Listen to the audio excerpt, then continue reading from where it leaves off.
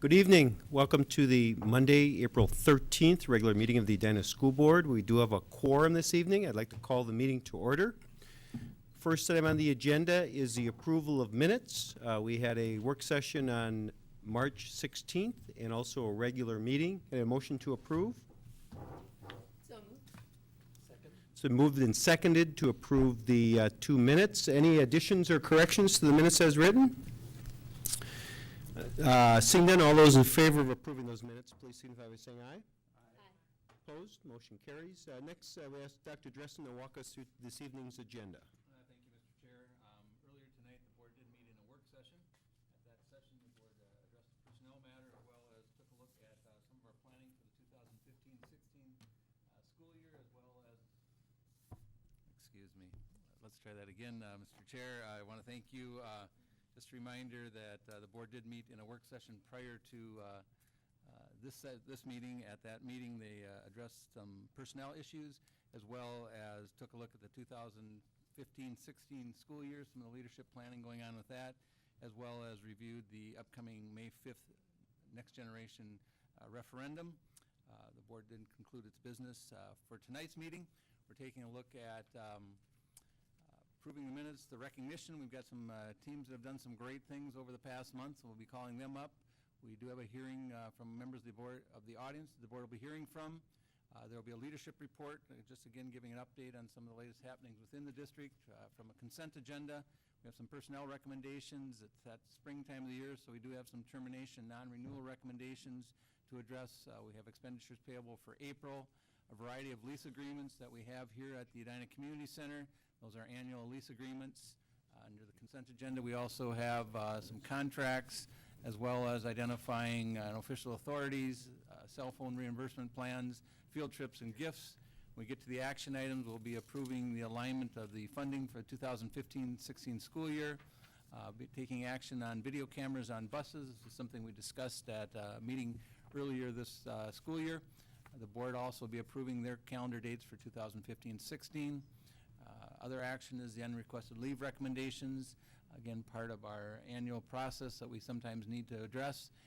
There will be a waiver on some field trips, as well as we're taking a look at policies. In the area of discussion, we'll be taking a first look at a minor change in our class size guidelines for the upcoming school year, as well as additional policies. And that will conclude our actions for tonight's meeting. Thank you, Dr. Dressen. We have one correction to this evening's meeting. Can I get a motion to insert the updated occupational and speech therapy contract?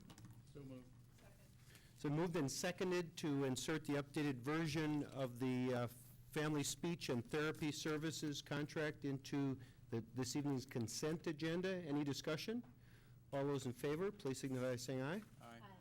Opposed? No, go ahead. Motion carries. Mr. Chair, we have one other addition that we'd like to walk in is the field trip. We have a field trip for the Edina Hornets marching band to San Diego. That'll also be walked in under the consent agenda under field trips, so that would be consent agenda letter I. Got a motion to insert the field trip item as well? So moved. Second. Moved and seconded. Any discussion or questions? All those in favor of making that second adjustment to this evening agenda, please signify by saying aye. Opposed? Motion carries. Next up, we have some state champions to hear from. Yay. We would like to first call on our math team to come on up and be recognized for their great work coming back as a repeat champions.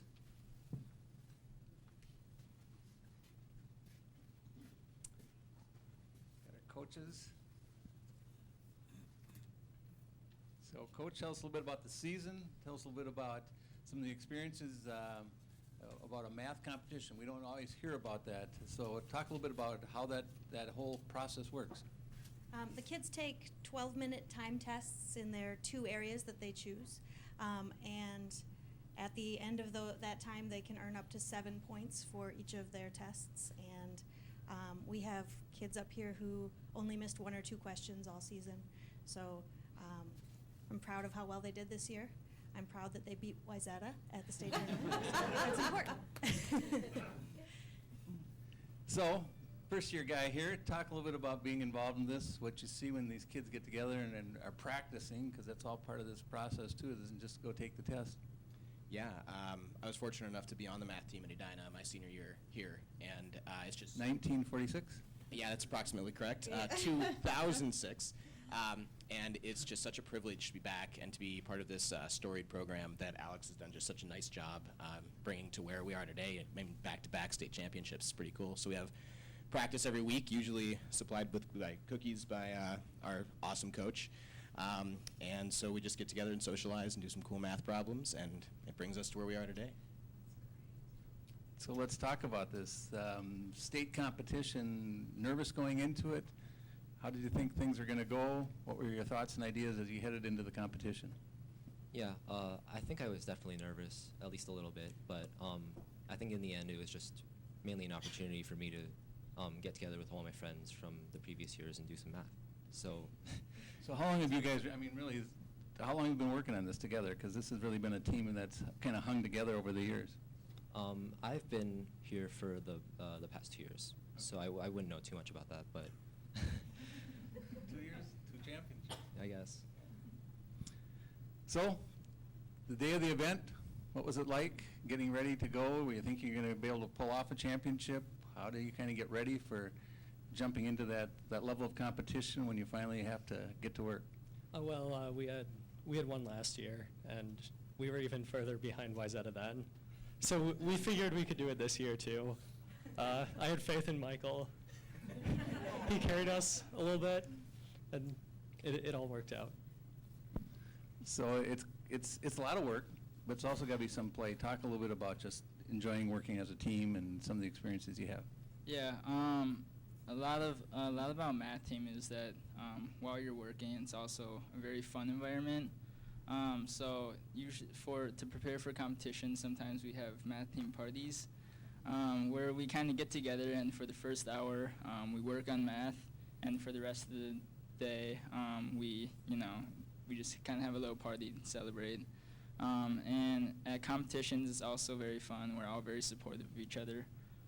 So it's just a really great community to be part of, and it's a lot of fun as well as a lot of work.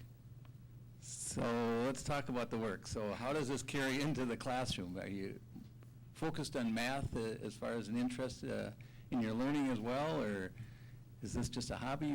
How do you take on this math? Well, I definitely went into competition math because of my interest in math at school. And I felt like competition math really helps with the basics of math because it's just redundancy. And so, of course, it helps school math as well. But it's pretty different because competition math is timed. And Do you feel the stress of time? definitely. It's way worse than school tests where you have a lot of time to do each problem. Yeah. Michael, talk about your experience, the love of math that you must have, and state championship. What drives you on that math? Yeah, I also got started with competition math, like Cindy, from school math. I remember my parents enrolled me in the UMTM program, which is where you go to the U and do a little accelerated math. And I think it was the year 8th grade when I went to Math Counts Nationals, which was in DC that year. Okay. And I got to meet all these amazing people, a lot of whom were way better than me. And I got to be in this environment where everyone I knew, everyone I could see just loved math and had the same experiences as me. Great. Well, gang and coaches, we congratulate you. We've got a recognition here, and I need to get a picture. Thank you for your effort, Coach. Smile for the camera. Move on together, guys. You can do it.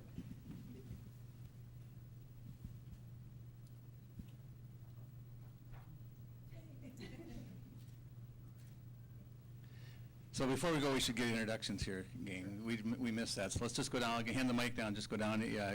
Name and grade and maybe an interest that you've got going forward. I'm Michael. I'm in 10th grade. I'm Kenrick. I'm in 11th grade. Alan in 11th grade, and I'm interested in mechanical engineering. I'm Cindy. I'm a senior, and I have no idea what my interests are. Cindy, you got lots of time. Again, congratulations, everybody. Thanks, Coach. Yeah, thank you. Thanks, Alex.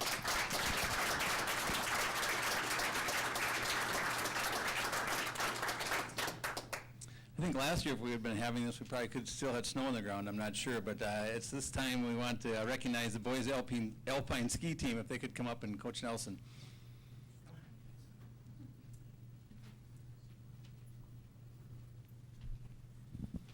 Coach, let's bring you down here. So you've been part of this. You've been part of a lot of competitions. Talk about a little bit about this team that you've had, and as you started the season, what did you think was possible? Well, first of all, we got some amazing young men here. They're amazing in that they're student athletes to the fullest sense. They study hard, they work hard, and their work ethic is amazing. And I would go back to the start of the season when I got a little bit embarrassed by Dennis. At our parent meeting, Dennis managed to stand up and say, you know, our boys' team could win state this year. And I said, well, what about the girls, Dennis? What about the girls? Didn't hear me. So, yeah, they worked extremely hard. Probably the best ski runs I've seen 3 of them ever have in my entire time of watching them. And, boy, 1 point separated the first 3 places. Wow, wow, wow, wow. Dennis, let's talk a little bit about the season. Sure. Senior on the team here. Talk a little bit about, you kind of had a goal out there that you wanted to win the whole banana there. How did you get focused? What were some things that you felt was important for team building? Well, going into the season this year, we knew we had a lot of young talent just because I know a lot of the skiers from club skiing, and we had, on our state team, we had 3 freshmen and 1 sophomore, and then 2 seniors, so it was a very young team, and we knew we had a lot of talent. The experience may not have necessarily been there, but we knew we had the speed if necessary, and towards the beginning of the season, we had a lot of success, actually. We had a couple races where we had 3-4 guys in the top 5, so we knew we had what it took, and then that carried on into sections, where we won by quite a sizable margin, and then we know what happened. Yeah, we know what happened. So we'll go down. I'll just hand the microphone down. But first, last name and grade that you're in, and if you're graduating, plans for next year. I'm Dennis Bow. I'm a senior, and I will be headed off to Harvard, and I will be skiing there as well. Soren Lindquist. I'm a freshman. Chris Richardson, and I'm a freshman. Andrew Scheidemann, and I'm a freshman. So Andrew, did you think when you started out the year that you'd be coming up here, that you'd have that whole state championship experience? You know, I didn't. I was really hoping that we could improve as a team and make it to state, but I really didn't think that we'd get this far, and I'm really proud of our teammates and how well we did considering how young we were. Talk a little bit about just how you form it and how a team, it's an individual sport, but how important is teamwork and working off your teammates and supporting one another in an experience like that? Well, it's really important in skiing because as the earlier people going on the course, they can give people who haven't gone yet information that can really impact their run, and it really helps if a team works together, can really give them a big advantage. Great, great. So, you're running, when did you think that you might have won the championship? How tight was it? Were you sitting and waiting? What was going on? Well, we didn't know till they announced it. I mean, So you didn't even you had to wait till announcement? yeah, I mean, we didn't know till they said the 3rd place team, so 3rd and 2nd, yeah. So how about the year for you? What was the highlight? Yeah, winning state. Good response, good response. So what are plans now? What do you do? How do you keep training going? I know the snow's not there, but I know you guys are all focused on improving those skills. So what are some things that you do when you get beyond the snow season? Well, you could just think about what you can do better the next season. Yeah, that can really help you in the start of the next season. And you can also, work on conditioning. And even you can go travel out to other states, maybe train a little bit in skiing, and that can really help you. Okay, so how about highlight as far as being a team together? I mean, again, individual, what was the highlight for all of you guys just as far as that team side? Winning state was... In the team experience, yeah, I guess so. I think I got that answer figured out now. Well, we got some recognition to give you guys as well. Thank you very much. Squeeze together, guys. Smile for the camera. Hold that certificate up so they can see who it is. Certificate. There we go. Coach is trainable. I like it.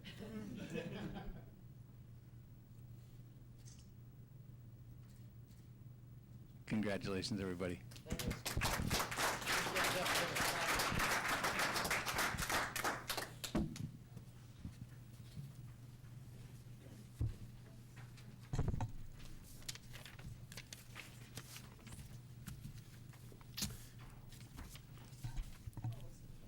Next up, we've got a couple of members of the audience who's asked to speak this evening. Remind everyone to keep their presentations to 3 minutes. We have William Moe and Ethan Kopecki. Hopefully I pronounced those names correctly. Welcome.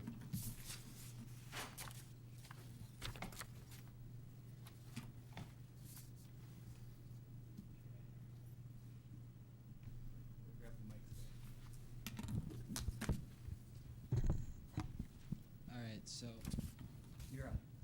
Okay, good. So solar panels on school roofs. So that's kind of what our presentation is about: is implementing solar panels onto the Edina Public Schools roofs. So I'm William Moe. And I'm Ethan Kopieski. Myths about solar panels. There are so many myths about solar panels, and you can just kind of get buried about untrue information. One myth would be solar panels don't work when it's cloudy or snowing, and that is not true. Solar panels can still work when it's cloudy, they're just less efficient, and if it's snowed out, the snow can actually make the solar panels more efficient because it reflects the sun back to the solar panels. And number two, our solar panels are very expensive and unrealistic. And according to WWF, or World Wildlife Fund, solar panel prices have dropped 80% since 2008 due to better and more efficient technology. And they even said that the panels from the 1970s are still producing power. So there are a lot of tax deductions that go along with getting solar panels. In the Jeffco Public School Districts, they purchased solar panels in 2012, and there were no upfront costs. It saved the taxpayers about $2.88 million for the next 20 years, and they will use that power that they are generating for their schools. So how could Edina benefit from having solar panels on the roofs of schools? You could save money because you don't have to buy electricity from the power companies. You could make money off of extra energy that you produce, and you could use the money for other resources. And this would be promoting green energy usage. So there's a large benefit to the students of the Edina Public Schools because there's a lot of new learning opportunities in the science classes for exploring the science field and just a bunch of new projects that they could do. And it teaches them a lot about green technology, and it could maybe add some more curriculum for future students. There even is benefits to parents. Parents would be learning more about green technology and green energy usage, and the parents would know that their kids are learning about it too, due to extra curricular activities that you could be creating. So essentially, this is a recap. The solar panels are beneficial to pretty much everybody because they save money, teach others, and are important to the environment overall. Excellent job, guys. Gentlemen, thank you. Thank you. Anybody have any questions for these guys? I do. Go ahead. If I can. I love what I'm hearing, and I think there's a lot of enthusiasm for alternative energy. But in terms of something for maybe you to keep working on, the information we keep getting is that the return really isn't enough to justify the investment. And I know your presentation indicated otherwise, but if you've got information that's to the contrary, we'd love to hear it. We are working on a site for our service project as we speak, and we are currently adding information to it. There was a good video that was on KARE 11 News that I saw the other night, and I think I'll try to post the link onto our website. And it really talks about, they have this app where you can use to track when you're going to start making more money, and it shows when the solar panel's working best. So that would be probably a video that we got most of our information, or a lot of it. So. What is your website? You may have had it on the Prezi, so I apologize if I missed it. No, we are going to add it to the Prezi. We forgot to do that for the But presentation. what, can we get the address? No? it's a Edina public. It's like in the Edina apps Okay. Thing, but I can email the link to you guys. You could, yeah, thank you. If you can connect To with Sarah, okay. Sarah, thank you. That would Yeah. be a great resource. Yeah. Thanks, guys. Thank Appreciate you, your guys. time. Appreciate it. Next up, we have our leadership update. Rick?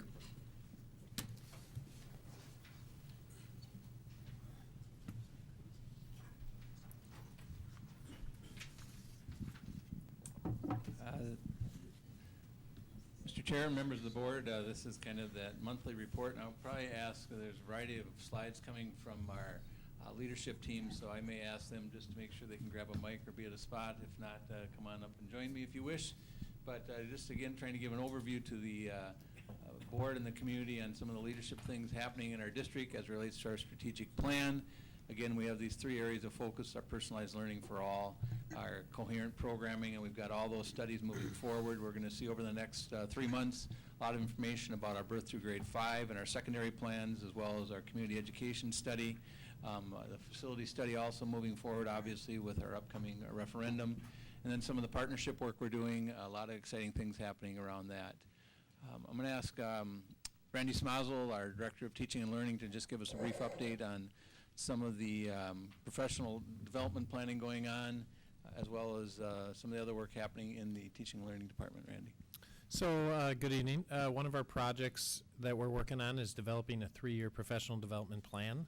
So that that professional development plan is for all employee groups, and it's really identifying what are the key competencies and key trainings that employees will participate in when they come to work for Edina Public Schools. And if somebody comes to Edina Public Schools and they already have a particular competency, then how can they demonstrate that? So it's really about gaining clarity on what it is that we want to have in place for skill sets and knowledge and literacies as those adult professionals help us move forward and get closer to next-gen Edina education. In terms of power standards and assessments for learning, that work is really about identifying what are the priority standards and what assessments give us quality evidence, high quality evidence that students have learned those standards, and we are working on getting those in place in all content areas across elementary by next fall, and our goal is to have 40% of those power standards identified for all high school courses by next fall. And that work is really about solidifying the learning floor for all students and ensuring that we proceed with our work in closing our achievement gaps. And we'll continue to see those results shared with the board as we move through the summer months. Again, our leadership model will be in the process of interviewing for a director of continuous improvement, or formerly the research and evaluation position. We're also doing a lot of work around software support for our next generation Edina Public Schools, so that again it aligns with our work. I'm going to ask Susan Brott, Susan Brott, to talk a little bit about our upcoming May 5th referendum and some of the information related to the referendum.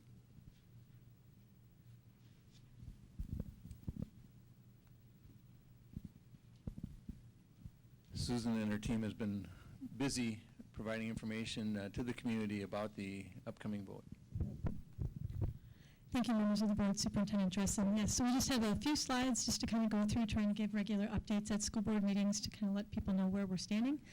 Obviously, just a reminder that we are looking at those 3 main categories for our referendum, and we've been doing a lot of presentations explaining the details of this. And the other thing that we want to be stressing is that while 100% or about 100 million of the referendum is focused on updating our learning spaces for the learners of today and tomorrow and the way we teach and the way they learn, we are really stressing that it's a variety of spaces. And what we have right now is pretty much one kind of space that fits most students, and so we want to make sure that we're really diversifying that and providing a variety of learning spaces.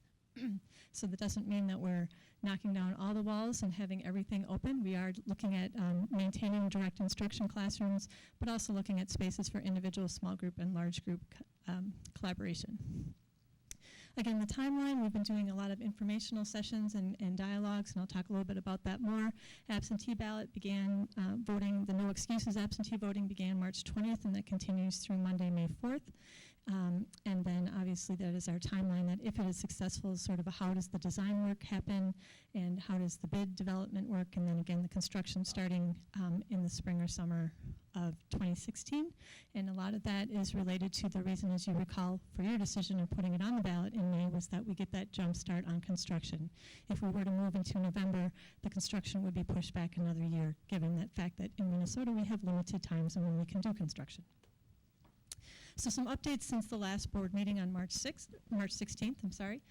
We've held, actually that's probably updated now because we did a couple more this week, but we've had about 50 small group conversations. Some neighborhoods have invited us in, different community organizations, staff groups, parent groups, and so we really have had a lot of great conversations with our community in those sort of small group face-to-face conversations.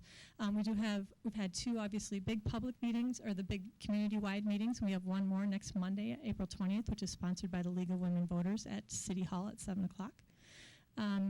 And then we've been doing a lot of program discussions and planning. So as part of our information, while we're going out and sharing our information, we're also collecting information and really trying to take that back as we continue our discussions. For example, about grade configuration, I know Dr. Dressen and the secondary principals are having listening sessions and talking about how we can start transitioning that, and spaces are playing into that, obviously, as well as how we assess the secondary pilots that are going on right now, and as we put together recommendations for birth to grade 5. Some of the communications and engagement that have been going on, obviously people start listening and paying attention when they're ready for it, so we just want to talk about some of the communications that we've been doing. The legal mailer did go out, hit homes about a week ago. Unfortunately, we had a minor error in a precinct location for precinct 7, so the address was correct, but it said Normandale Elementary. It should have said Normandale Lutheran Church, so therefore they're voting at the same place that they normally would be voting at. And we did send an additional postcard to those residents just so they know that the correct polling location, and we apologize for that error. I think we just get used to typing Normandale Elementary, and I think it just happened that way. But we've been having a lot of communications, and all of this is archived on our website as well, all the different communications. But we've been having weekly referendum updates in our staff and community-based e-newsletters. We've also been including additional referendum updates in other electronic publications that we have, whether there's school newsletters, program newsletters, community education newsletters. Similarly, in our print publications, so the district newsletter that does go out beyond our parent population to all district residents. We've been talking about those since last summer, whether it was about the facilities planning and the facilities advisory task force, and then in February we had the newsletter was the winter issue, had a section about the referendum in it, and then we have another newsletter hitting homes probably later this week, actually. And then again, additional briefs and other publications that we have, whether they are district programs. We've also been including articles in the Cities About Town publication for the last few issues. As we talked about, the website is serving as our primary repository of information. We've been trying to update that, I would say, daily, with whether it's additional frequently asked questions. That communications archive really does list all of the presentations, the publications, and the videos that we've been doing since we started this conversation over a year ago. The videos that we've been pushing out have been getting some good feedback, and when we were looking at the analytics, I was discussing a little bit more of the detail of the analytics in the work session, but we have 3 primary referendum videos. We kind of have a short highlight video, about 1.5 minutes. We have that was put out in February.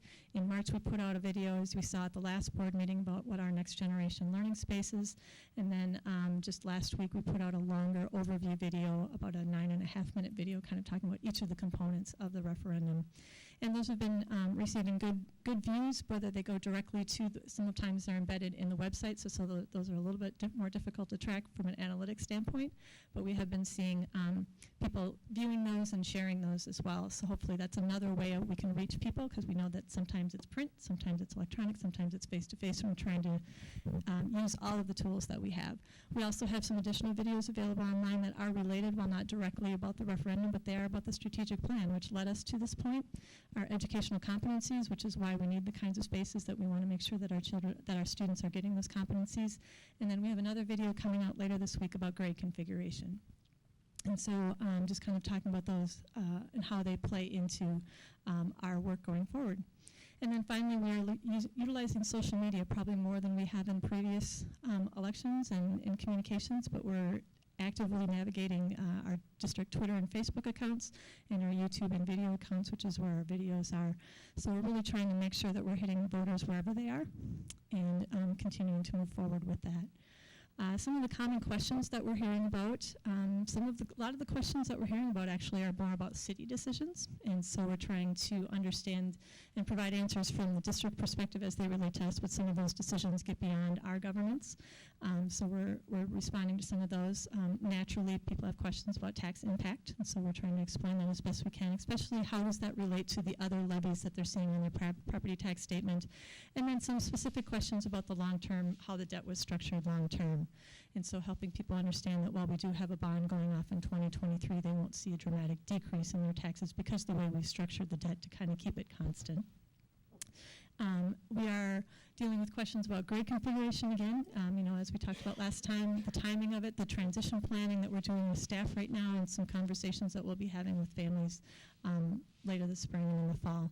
And then again, just about the updated learning spaces and tell us why we need that. Sometimes people who haven't been in our schools for a while have a hard time understanding, so it worked well for me. Why do we need different spaces? So just explaining a little bit about how the plan came about, the Facilities Advisory Task Force work, and how this really does complement the learning program as we've identified for the future. And then obviously, where do I vote? How do I vote? Those kinds of questions. So those seem to be the common questions that we have. But again, all of that information is on the website, and take any questions if you have. Questions or comments? Thanks for all the great information and all the ways for people to access them. Thank you, Susan. Thank you and your Thank team. you. To you and your team as well. I'm going to ask Susan Tennyson to give us a little bit of an update on our Birth Through Grade 5 study. That's kind of moving into its next phase. Susan's been the administrator who's been point on a lot of the study work, working with, is it 14 teachers? 14. 14 teachers and the elementary principals. Thank you. Good evening. I would like to give you an update on our BG5 study. We have had a very active 4 to 6 week period since I last addressed you, and our team is meeting again tomorrow, and that will be the 14 teachers plus our elementary administrators and program directors.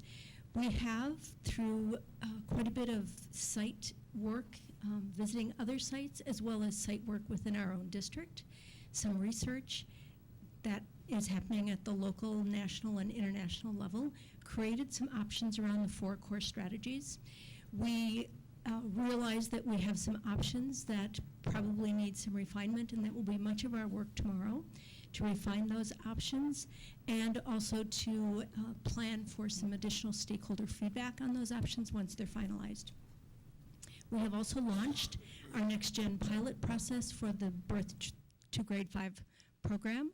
And so we have invited our elementary colleagues to submit ideas around the 4 core strategies. And we will review those and then invite those that seem to best align with our work to submit a pilot application for next year.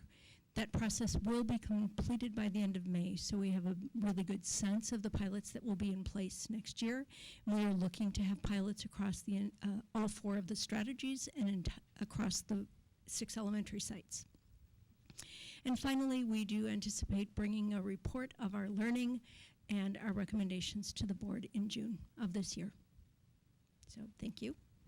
Yeah, Susan, to continue on, as she's also been overseeing our secondary pilot projects, and to just give a quick update on that, that'd be great. Thank you.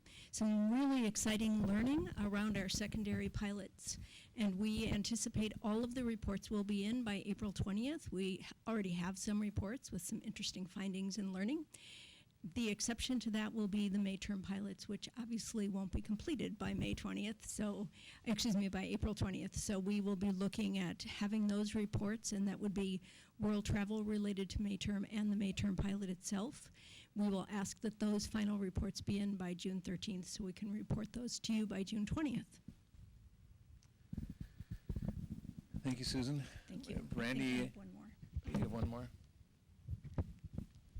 We'll skip ahead to secondary counseling and advising. We have completed the individual counselor interviews as well as the interviews with our administrators at the secondary level. As of last Friday, we had some fairly significant feedback from our stakeholders via survey, and the numbers that you see here have increased. We closed the survey this morning at 8 o'clock and have already begun the analysis of the student data, and we'll have the rest of it done by the end of the week. We are also doing a financial review, so that can be part of the formal report, and we anticipate having that to the board by April 30th. Any questions? Questions of Susan on the pilot projects, BG5, or the secondary counseling and advising? The secondary counseling and advising actually is a 2-year study. This is phase 1 around gathering the data, so it is. The final report will just be on the data finding. Correct. Do you have any time to eat and sleep? Absolutely. They take good care of me here. Thank you. Ask Randy to give us an update on the gifted and talented study as that's been launched now as well, Randy. We have moved a cot into Susan's office, so she's able to catch up there. So on the gifted and talented study, we kicked off our face-to-face meetings in March, and we're right now in the process of analyzing data from those face-to-face meetings. So we had meetings for staff and students and for the community both. We had some during the day and we had some during the evening, and we had some before and after school meetings for staff as well. We will post the presentation and a survey on Gifted and Talented District website so that we can collect information from other community members or other staff who weren't able to attend those face-to-face meetings, and we'll continue to collect input about what do we need to start doing, stop doing, or continue doing around our Gifted and Talented program. We are organizing focus groups at the middle schools. We have a couple of staff that will be talking to our middle school students and seeking some of their feedback directly in some small face-to-face focus groups. And we're preparing that online survey for that feedback to be posted soon. So some of our next steps are to look at that data and code that data and start pulling out what are some of the themes, what are some of the common ideas that are coming out of the feedback that we receive from our staff and our community. And then our design team will process that data and start pulling those themes together to generate some options. Those options will then go back out to our Birth to Grade 5 committee for review, go back to some of our study groups that are looking at program improvements, and go back out to staff, students, and community to get a second round of feedback. We'll continue to process it and create a second set of recommendations that will be coming back to the board in the early fall. So this study will actually be likely more developed in the fall of 2015? Correct. Okay. Questions of Randy about the study? Jeff Jorgensen, our Director of Student Support Services, has been championing the mental health and wellness initiative, and asked Jeff to give us again flyover of where we are in this journey. Thank you very much, Dr. Dressen and esteemed board members. I've had a pretty rapid curve here coming into Edina Public Schools. One of the first things I hopped off on was not only implementation of a special education study, but also hopping right into the study on mental health and wellness. And we've been doing a lot of work. I've been out doing a number of presentations within the community and within the school district itself, getting a lot of feedback on the mental health and wellness study. One of the things that we wanted to do as part of the process was to establish and identify a full continuum of services, both from the classroom all the way through deep end services that we would consider to be more clinical in nature. And so it was amazing to me as we went out and provided those types of presentations, just how full the public really wants that continuum to be. And so we took a lot of that feedback data, and we've started now to really try to push a little bit deeper in terms of the identification of some more specifics that would be included within that continuum of service. So we're trying to identify right now with a more structured group of specialists within the district that are performing what we would call our Tier 3 level services for our most impaired students that are with us within the system, to identify both models of service that are both universal in nature, things that a classroom teacher could do, things that anyone that would meet a student in the hallway could do, to highly specific methods of intervention that most of the time would only be taking place with students that are receiving more one-to-one types of treatment. That's all part of a continuum that needs to be able to ebb and flow at the easiest whim of the student's need during a given point in the day. And then we're also talking about the consideration of screening and identification methods and how we would go about the identification process, because as I've talked about with many of you sitting here on the board before, the process of actually identifying students in need is much harder than what it may appear. We don't identify every single student just by the way they look or the way they act. Many times there's only one reporter that can actually identify the student is struggling, and oftentimes that's the student themselves. And they're not real forward about that whole process of identifying their level of need. Our next steps in this process are bringing back the model to the internal stakeholders, largely our principal groups, our counselors, our school psychologists, and our social workers, those providing the bulk amount of the service, but also bringing it back to our classroom teachers who are reporting a high frequency of behavioral impairments and mental health concerns within the classrooms. And I think Susan Tennyson didn't give any allusions to this in the survey data, but it is mental health and wellness is a great concern coming back on those surveys, and so we're very concerned about wanting to get a full continuum put into place. So we're going to refine that model in accordance with feedback, present our final proposal to the final proposed model to the superintendent's advisory, and then hopefully have a recommended refined model to bring to the school board in early June. Lots of studies rolling forward, and all of these align back to our next generation work. Thank you, Jeff, for your leadership. That really is just, again, where we can start feeling this all pulling together. Again, our key is that we're keeping the balls dropping at the same time, so we have strong alignment that's occurring with all these separate studies that they line back into our birth through grade 5 study as well as our secondary study. But I'll take any questions or any other questions of the lead team at this point. Questions? Lots of big work, and it's going to be fun because we're going to start bringing those findings forward starting in May, and it'll probably right through the first part of August where we'll be having this so that we can start implementation fall of 2015. Thank you. Thank you. Thank you, Rick.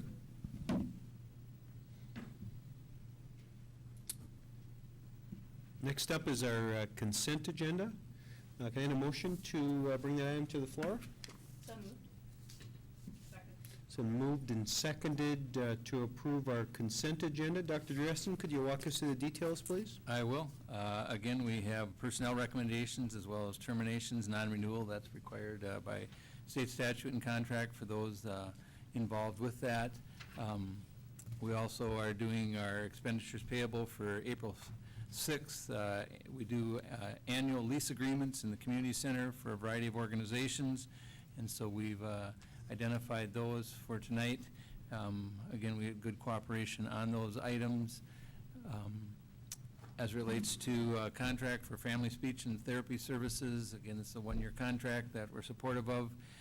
We have Minnesota Department of Education requires an identified official authority of the school district, and that would be the superintendent, so the board needs to formally take action on that to get into some of the secure websites that provide secure data. We also have a plan around cell phone reimbursement. This plan is being modified because we no longer get E-rate reimbursement, and so it's a new model approach that we're using. It's been one that we've piloted and aligns well with what other school districts are doing on that. We have commendations for our students who have performed well at the state level, both in the math team as well as the boys alpine ski team. We have some field trips. Previously, the civil rights research trip that occurred that I did approve. We have a robotics team that's headed to St. Louis to nationals.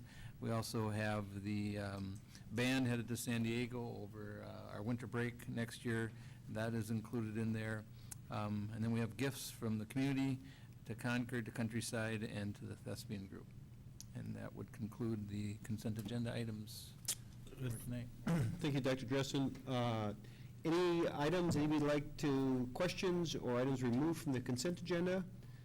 Seeing none, all those in favor of approving the consent agenda as written, please signify by saying aye. Sorry, I just have a question about the general nature of changes on the contract that was updated. Inserted, the occupational speech therapy. And if it was just fine tuning, totally fine. Just curious if there was anything substantive that we should be aware of. Help with that. It was just fine tuning. That's fine. confidentiality clause that was impacted with, or that was embedded within the contract. So, thank you.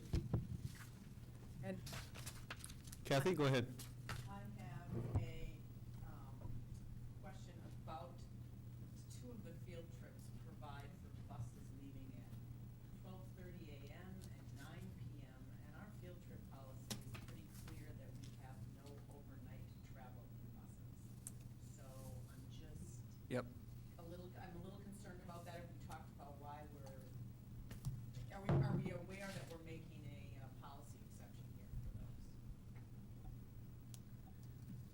We will do a little further research on both of those. How's that sound? Is there, I know that one trip has already occurred, but That was not that one. It's the two, it's the robotics and the band. those, can we pull those from consent? Does it delay the ability of those to go forward? We certainly can wait on the band trip. I think the robotics trip, we'll just have to get deeper into finding if you allow the administration to do a little more research on that and circle back.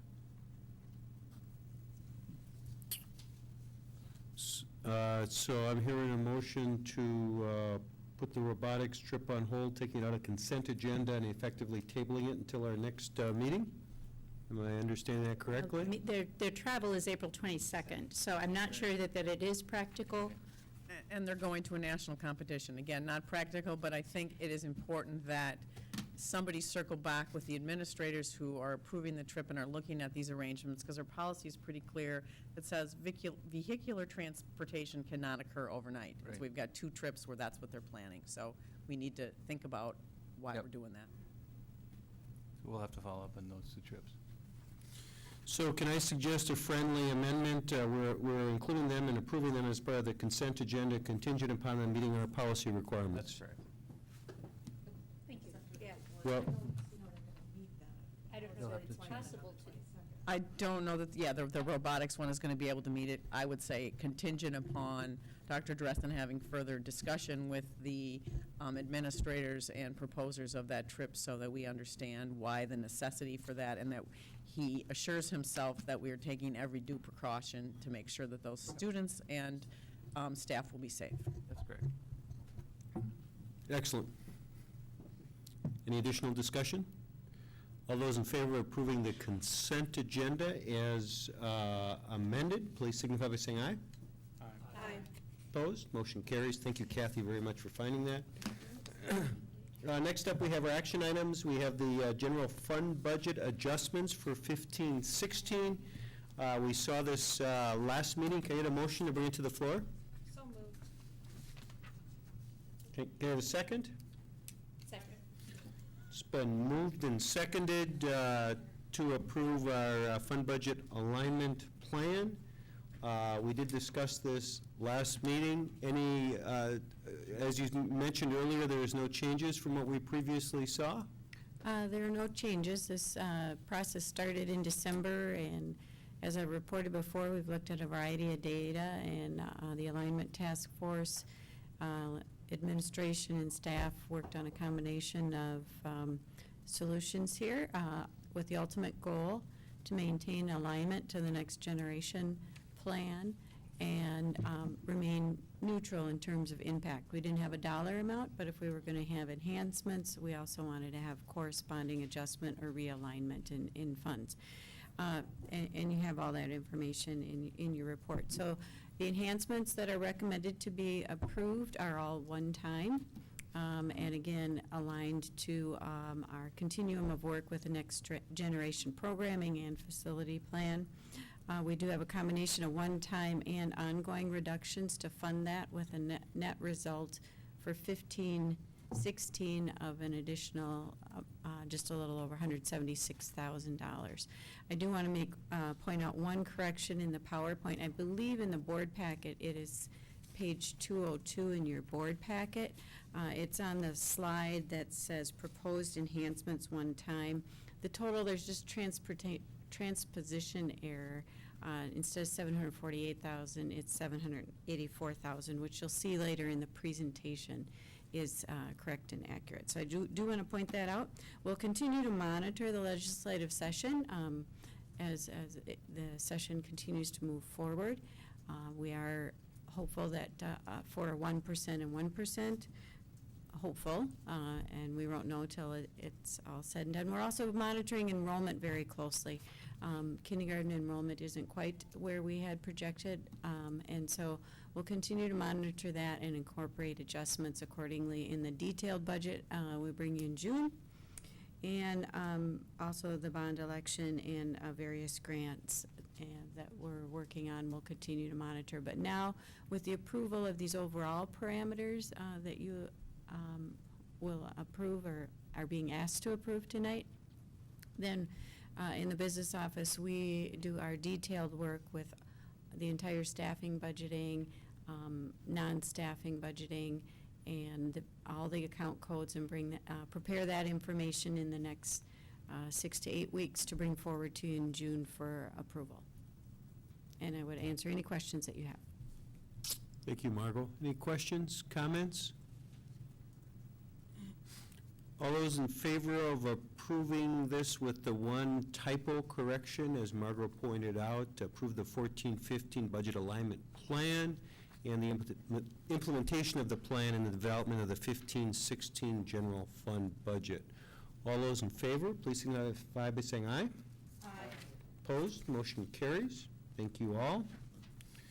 Next up, we have the motion related to video cameras on buses. Can I get a motion to bring this to the floor? So moved. Second. It's been moved and seconded to approve the implementation plan for video cameras on school buses. We did have a discussion and presentation regarding this at our prior meeting. Any questions, comments, discussion?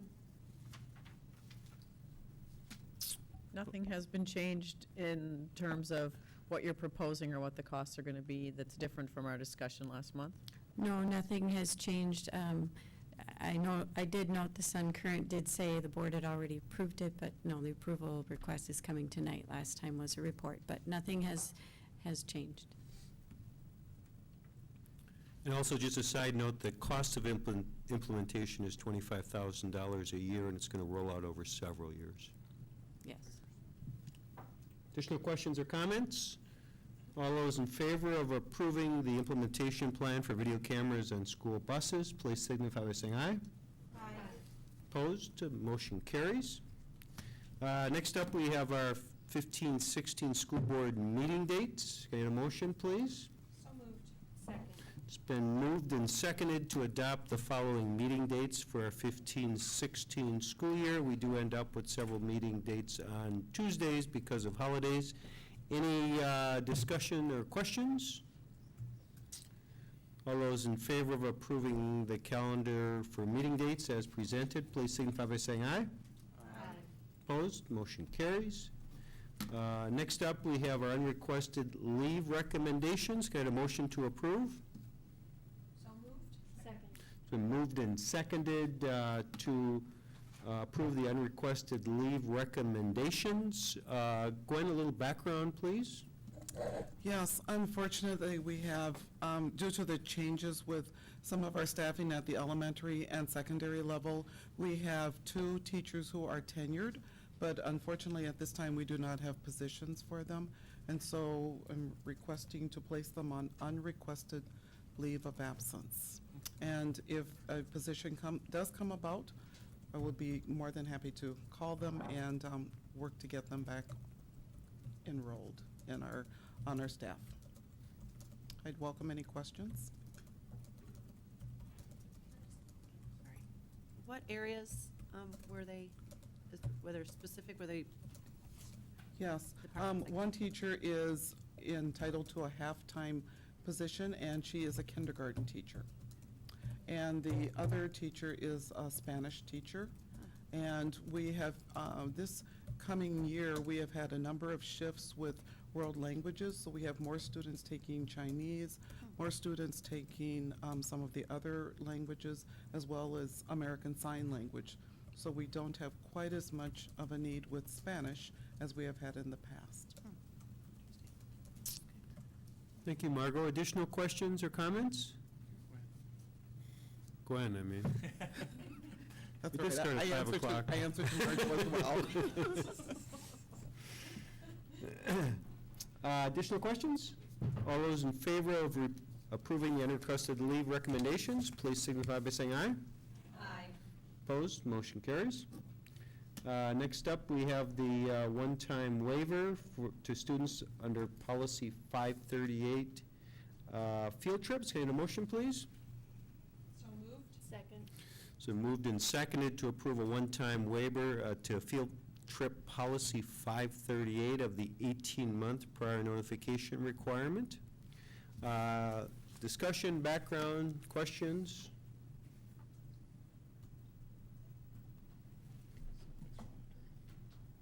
Okay. Any, we're all good to go? Rick, any comments? No, good to go. All those in favor of approving this one-time waiver, please signify by saying aye. Aye. Opposed? Motion carries. Next up, we have scheduled review of policy 509. We saw this previously. Can I get a motion to bring that to the floor? So moved. Second. It's been moved and seconded to approve the reviewed policy 509. We have seen this previously. Any additions or corrections to what we saw previously? Yes. Yep. We do. In section 5. I'm sorry. In section 5, that talks about what happens when a parent or guardian moves out of the district. We just clarified the language to make it clear. Parents who move out of the district would, if they still wanted to have their students in Edina Public Schools, would have to apply for open enrollment. This, which. That's not a change in policy, it's a clarification. It's a clarification. It's in hope that it will read more clearly. So also in the Appendix 3, we still have Director of Enrollment and School Improvement. I think the title of that person has changed. So I think that should be Director of Equity Enrollment. That's the appendix. Got that there. Yep, I see that.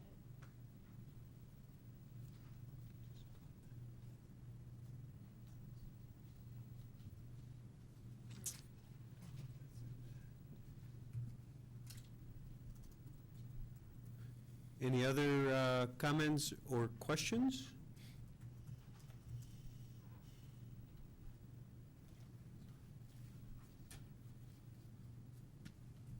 Seeing none, all those in favor of approving policy 509 with Lenny's edit, please signify by saying aye.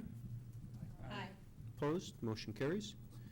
On to discussion, instructional size guidelines for 15-16. Mary Manderfeld? Good evening. Annually, we bring the class size guidelines before the school board. The only change from last year to this year is with kindergarten. As you recall, this year is our first year of all-day kindergarten, and as we were looking last year, we chose to be on the conservative side when we set up the desired instructional ratio. Last year it was 18 to 24, with the open enrollment upper limit at 20. We're recommending that the open enrollment upper limit go up to 22. We will continue to provide the paraprofessional support to the kindergarten classes as we have this past school year.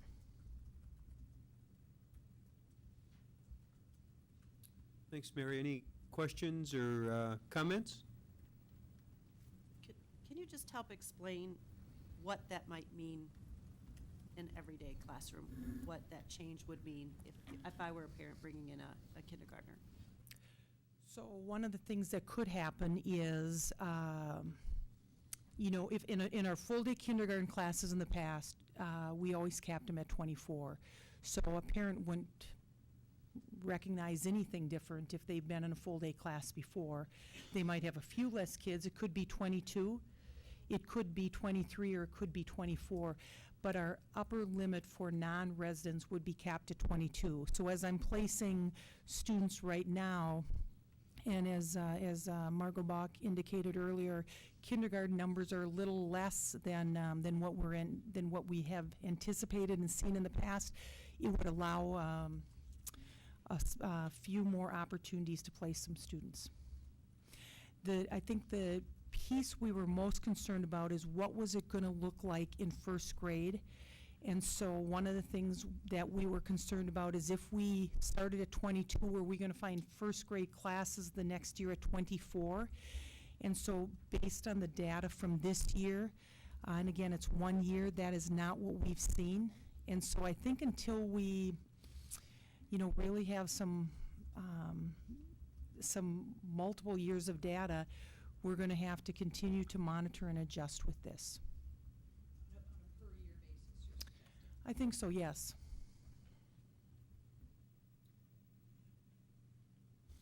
Lisa, did that answer your question? It did. So then my next question is, what would happen if we didn't do this? So what are the ramifications of not changing this upper limit? So I think one of the ramifications would be, probably the biggest ramification would be in the cohort that we potentially have in kindergarten. So if we're not anticipating as many residents, we could be looking at class sizes that are consistently lower. And Margot, if you'd want to speak to that?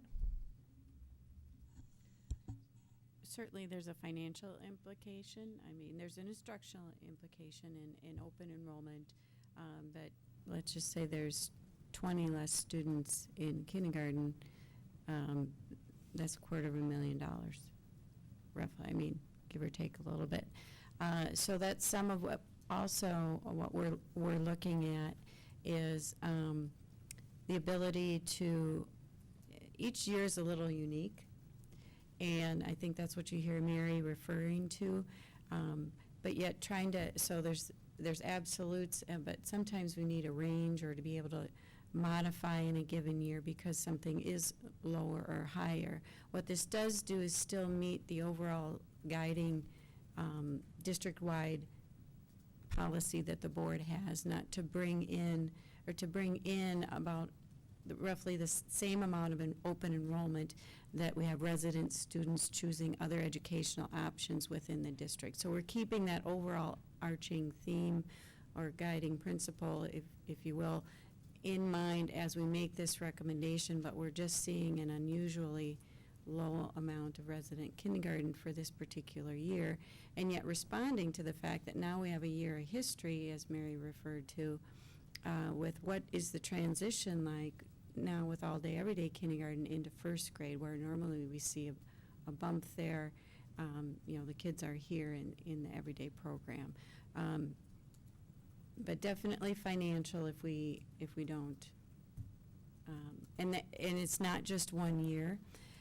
So I get concerned when I see low kindergarten numbers, because if that does continue, it can be compounding and long term.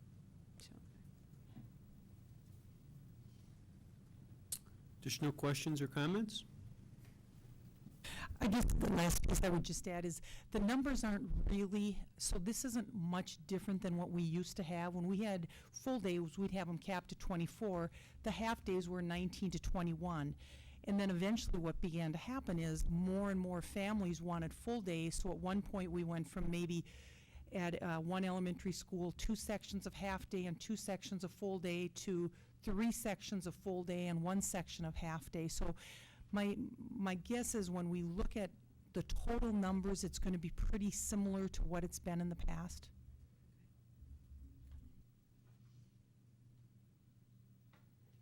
Anything else? Move on to the policies. Did I miss something? We did that a little bit earlier. Come on, Lenny, come on. We can do this, we can do this. Checking to make sure you're listening. 616, who wants to start? Educational programming, school district system accountability. Well, the primary change in 616 is under section G, farther down. It's just picking up new language that addresses world's best workforce. In 621, There's no change in the intent of the policy. The goal is to provide clarity, so that led to discussion and then a recommendation for change in the title, recognizing that tutoring for pay could potentially occur during the school day or out of the school day. So we're really just referencing tutoring for pay of an instructor's current student load. So there's language that's adjusted to provide clarity around that topic. And then 622, very minor modifications for clarification, adding the fact that copyrighted material guidelines will be available on the district website. And then Lisa and Kathy, anything else to add from discussion? I see a couple of double A's and double C's in, I do see that in the. under section G, just some minor typos. Oh, yeah. I was picking that language up from statute in the Minnesota School Board Association, so, and I sent that on to Sarah, and so it probably is in the translation from my computer to Sarah's, that it didn't look as nice as it should, but it will look much better next month when you see it again. This is the discussion version. Yeah. No problem. Lenny? So I must have been channeling Kathy here a bit, because I've got a couple of grammatical questions. Under 616, I wonder if, where it says purpose, the policy focuses the school district strategies. I wonder if we're focusing the strategies or setting forth our strategies. So that's just something to, when you take it back, take a look at. Under 3A2, where we have through the committee process, committees that define terms, so I think that should be through the committee's possessive process. What else? 3A2 identified through the committee's possessive S. Yeah, I think so. Thank you. What else on that one? Picked up the same doubles. That's it on 616. Got a question on 621, unless everybody else has something on 616. Anything else on 616? Lenny wins. We're on to 621. Rolling. Under the general statement of policy, we say the school district expects that every effort will be made. I wonder whether we should just say every effort will be made. Thank you. As opposed to be expected. 3D guidelines. Annually interested candidates may apply to be on the master list. I wonder if we do have an application process for that. Just kind of go back and read through whether that's, I mean, do you apply to be on the tutor list, or how does it really work? In the appendix, you'll see the application that interested parties can fill out. Okay. So we don't, if they apply, are they automatically in? Do we have a process where we actually look at the application and make a decision? They are automatically in. So the application form just gives us information as people, as the public is interested, contacts us that they're interested in tutors. We're able to share the information that they've put on the application. So I just wonder if apply is the right word, because apply implies that we're actually going to review it and make a decision about it. Request, is that? We can take a look at that. Just take, And then, in part of the tutor request form appendix 2 also states that these aren't recommendations from the district for tutors, it's simply a list. So request may be a better balance. We can talk about that at our next meeting. that was all I had on 621. Anything else in 621? 622? 622, I'm still on a roll here. Purpose. This policy clarifies responsibilities, which would suggest that otherwise the responsibilities are ambiguous. And so does it clarify or set forth? That's under 6. And then under 3C, it says media staff will place warning notices on or all near equipment capable of making copies. So in today's world, a computer can make a copy of something. So do we actually put warning notices on computers. So maybe we want to just think about what we're requiring our media staff to do. Making hard copies? Paper copies? Oh, just mimeographs. Mimeographs, yes. And that's all I have for tonight. Thank you. We can do that. I'm under training with Kathy. And that was very nice, Lenny, very nice. Kathy's proud.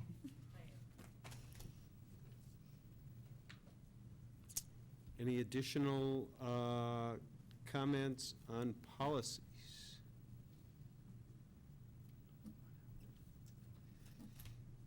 Copyright's all good. Information, we've got enrollment. Any announcements? Committee reports? Questions, comments? Thought of the day? I voted. Voted yes, in fact. Anybody else vote? Get out and vote. Seeing no additional items, I make a motion to adjourn the meeting. Can I get a first and a second to that?